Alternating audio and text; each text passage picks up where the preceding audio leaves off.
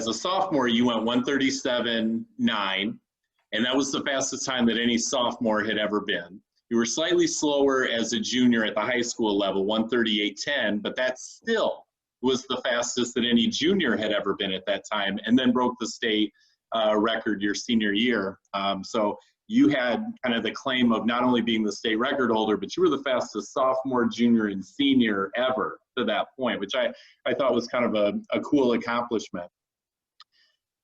How did you go faster in the 200 at Wise as a junior, or was that in fact maybe just a slight kind of hiccup there before you exploded? Yeah, no, so I didn't actually go faster junior year Yeah. at Nationals either, right? But I will say what happened. So my sophomore year, I was 37.9 at the state meet, and then 39.0 at Nationals. I still ended up winning that race because it was kind of a slow field that year. I'm grateful for that. But then the next year, I think I was 38.1 at the state meet, but then 38.0 at Nationals. So it just got better at managing that process. And then senior year was, 35.8 and 36.4, 36.5 or something like that. So junior year of high school was just like, it was a combination of, I was just sick most of the year.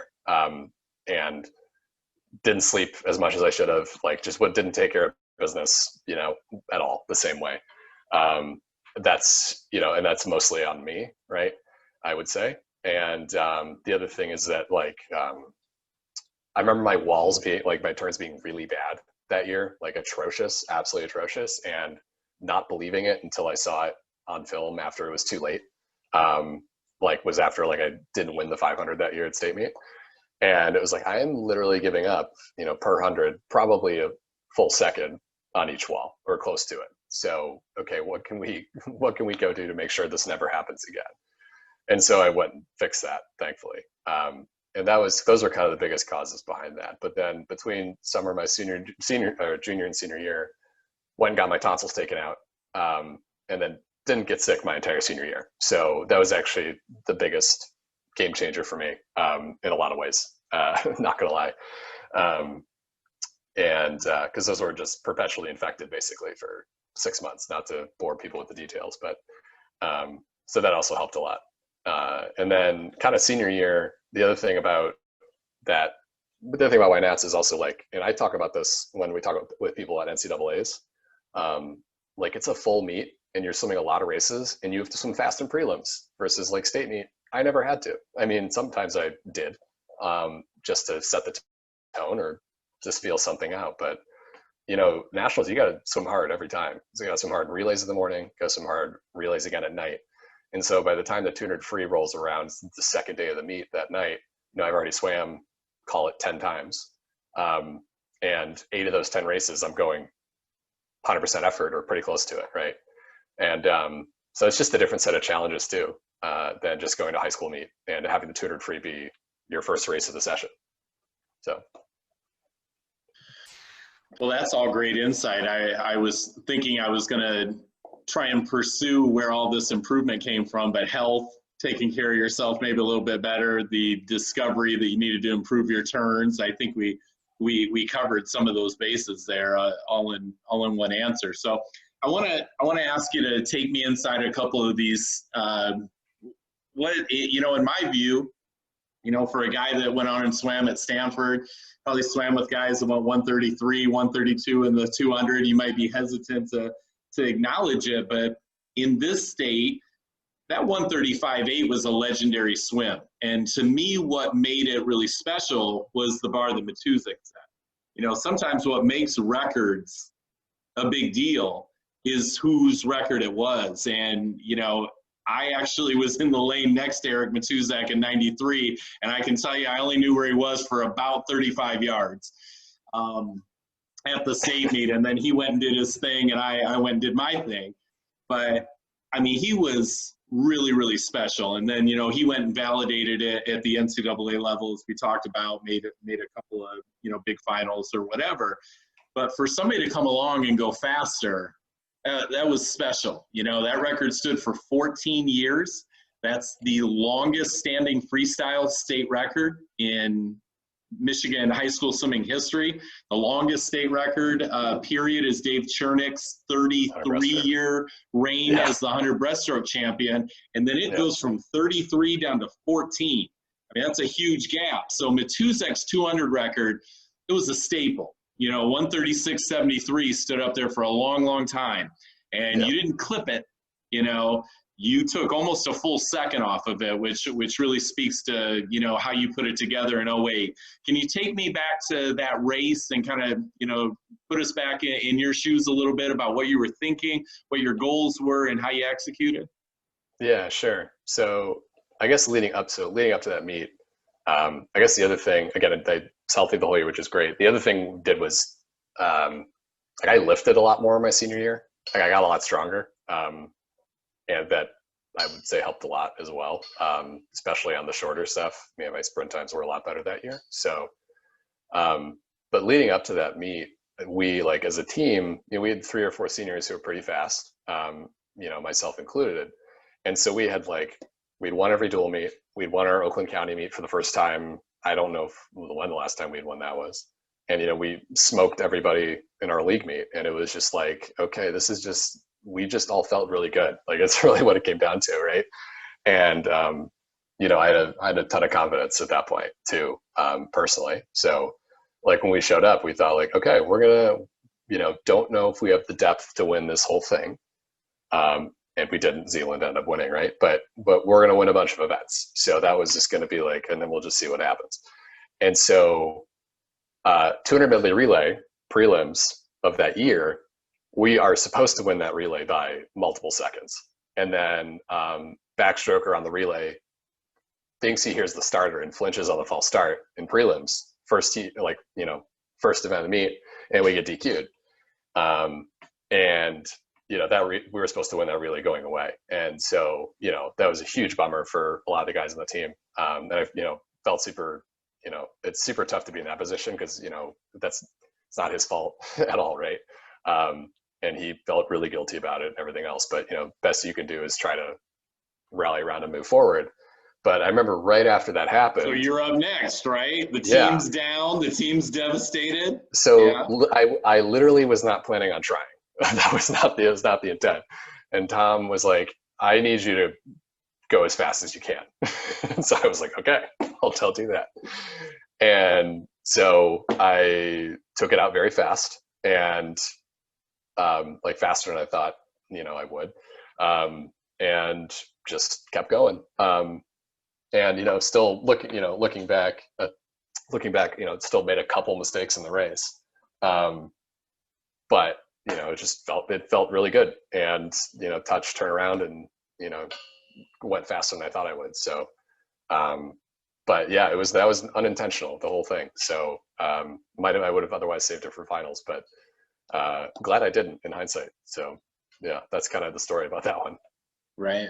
Yeah. Well, that's another great story about Tom.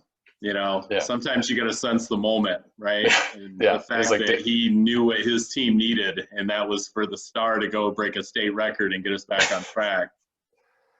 Yeah, I mean, yeah. It's like, I don't think that was exactly what maybe he knew that's what I could do, but yeah, it was for the sake of this interview. Yeah, he knew it was gonna happen. Yeah.